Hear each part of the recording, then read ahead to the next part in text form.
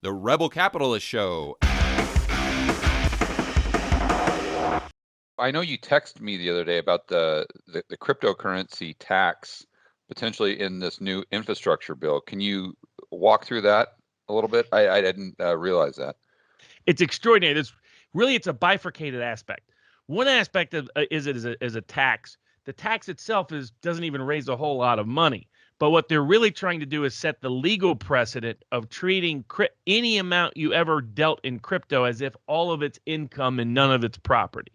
Because constitutionally, the federal government can't tax property. They can only tax what's called income, which the U.S. Supreme Court has limited that interpretation and said the word income under the 16th Amendment only means the gain separated from the source. In other words, gain from property. It can't be property itself. And so how can they do property taxes? The feds can't. The feds disguise, like even when they do like inheritance tax, sure seems like a property tax. I see. The states can, but the feds can't. Exactly. States can. Local governments can, but the feds cannot because of the apportionment clause and the uniformity clause. And because at the time of the Constitution, they didn't want any head taxes. That was their big fear. And different people had different reasons for that, different political groups within the country. But it's always been recognized that couldn't be done. Originally, when the income tax went through, the Supreme Court called it unconstitutional back in the 1890s because they said, really, this is just a disguised property tax. The 16th Amendment passes, the Supreme Court comes in and says all they did is here's what happened. The judge who dissented in the decision in the 1890s and said an income tax is not a property tax, flash forward after the 16th Amendment is passed, he's now chief judge. And he says, you know what? All the 16th Amendment did was say I was right back in the 1890s. This is the way judges rule. So, but by doing so, he basically limited the definition of income under the 16th Amendment to say it only means what I said it meant back in the 1890s. And that's why ever since then, Congress has played games with trying not to define income and playing all the kind of games that led to, Irwin Schiff's issues with the way things are done, all of that. But they're always looking for ways to sneak in a new tax. They would love to tax property. And they're trying to, the reason why the crypto tax is not that impactful in terms of money raised, it raises a tiny percentage, I think it's 28 million they're anticipating. Their real goal is to have it be so low that people don't really fight it so that they can set the precedent that they can tax crypto up to 100% of crypto holdings. That's what they're trying to do. They're trying to treat every penny in crypto as if it's income, regardless of what your basis ever was in it. They're trying to so that's part one of it. The other part was almost a crypto killing component of infrastructure bill, which was basically going to impose such a harsh. It said all brokers now had to be spies on the people that they do business with in the crypto industry. Right. But they defined brokers so broad, it pretty much defined anybody, including like minors. I mean, you were going to put people in a position who didn't even have access to the information, weren't really part of crypto transactions except indirectly, and you were going to make them all criminals unless they gathered the information, and if they couldn't gather the information, they would be committing a crime. It's the know your customer laws. The KYC laws that the banks have to abide by? Exactly. Basically, if your customer does something wrong, you're legally liable. Correct. And they were imposing these KYC laws on everybody that had any tangential connection to crypto. So, they were selling it as, oh, this is just for Coinbase, et cetera.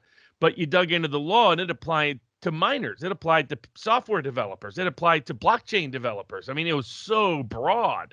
And so crypto, a lot of, people connected to crypto went nuts and temporarily derailed it. But only temporarily, because they're still, because what they want to do is they want to have the power to crush crypto overnight.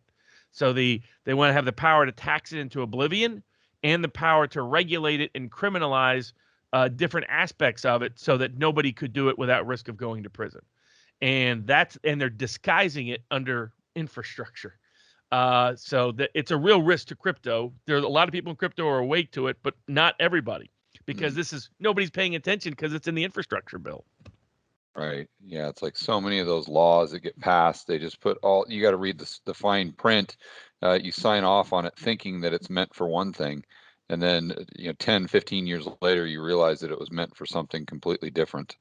Another example then the infrastructure bill is they're trying to require cars not only have means of testing you so that you couldn't drive if you were drunk or intoxicated theoretically, but also they're trying to require all cars to have internal surveillance abilities in them.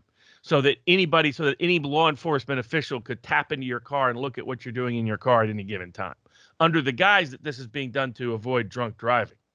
So it's also in the infrastructure bill. It's like, what does this have to do with infrastructure? But this is classic. That's in the infrastructure. And what infrastructure bill are you referring to specifically? The current one.